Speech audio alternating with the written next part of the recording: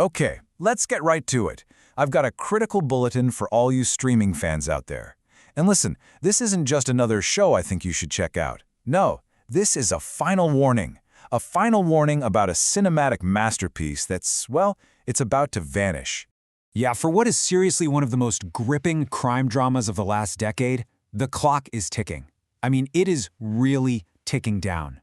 And once it hits zero, poof, it's gone. For good. So let me ask you something. If I say a 5-season, 62-episode epic about an ordinary person turning into a feared criminal mastermind, what show pops into your head? I bet I know. But what if I told you there's another one out there, one with the exact same structure that you might have totally missed?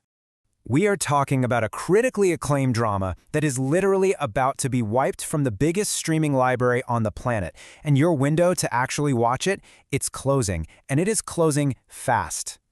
All right, the show is Queen of the South. So you're going to want to mark your calendars, set your alarms, whatever you got to do, because on April 7th, 2026, all 62 of those episodes are just going to disappear from Netflix. So why am I making such a big deal about this? What makes this show an absolute must-watch? Well, it all comes down to the Queen herself. Let's dive in and meet the unforgettable anti-hero who's at the very heart of this empire. Her name is Teresa Mendoza. And her story, wow, it's kind of like a classic rags to riches tale, but way, way more brutal. She starts out as a poor woman in Mexico and just through pure grit and willpower builds one of the biggest drug empires the world has ever seen.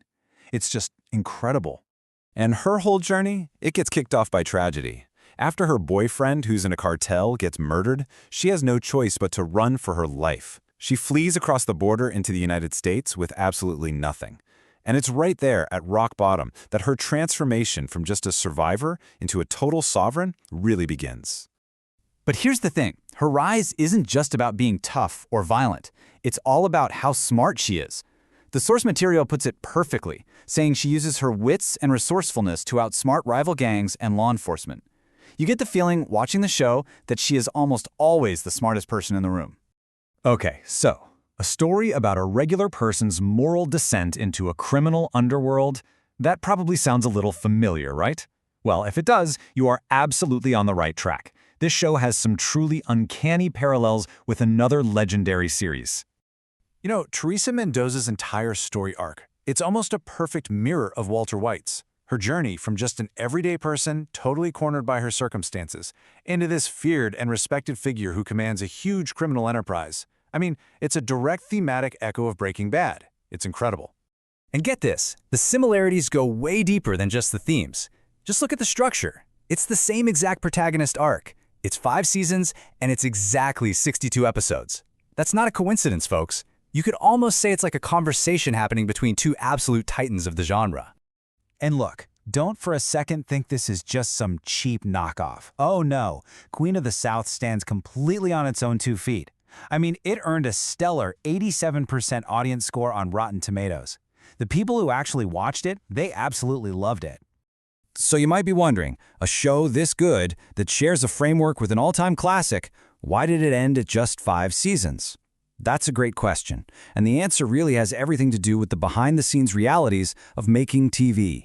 It really came down to 3 key things. First, the ratings, which were pretty solid, started to dip just a little bit by season 4. At the exact same time, its home network, USA, was basically changing its whole game plan and moving away from scripted shows like this one. And then you throw in the 2020 pandemic, which you can imagine made filming a massive international crime drama incredibly complicated. So yeah, they made the call to end the story on their own terms. And all of that, it brings us right back to this moment.